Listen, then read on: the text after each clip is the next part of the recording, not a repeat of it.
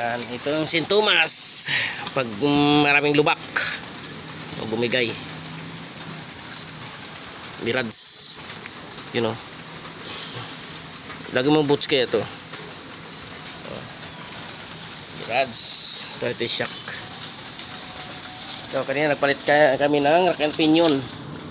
Superman. Ubos oh. Yan. Ubos yung kanyang ano.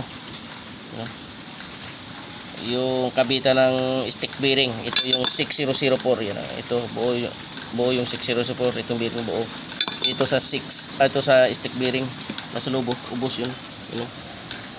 Kita mo, wala na yung bearing, nakalapag na lang sa baba. Kukunin natin ha. Pakita ko sa inyo, ang bearing nasa baba na. Or magbitin natin. Ayun oh, ito na iwan. Ito naputo na nga oh. Yun oh. Tingnan mo, naputo na nga oh.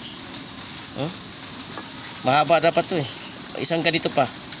Yan, isang ganyan pa. Putol-putol lang. Ganito sa lubo.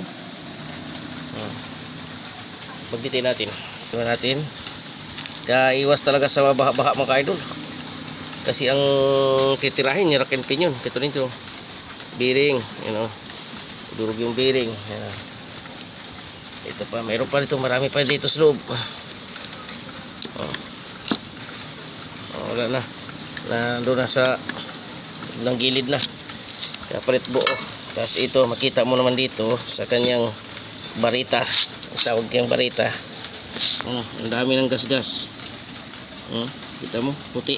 1, 2, 3, 4. 4 na. Kaya pa yan. Pag ganyan palit na tayo buo.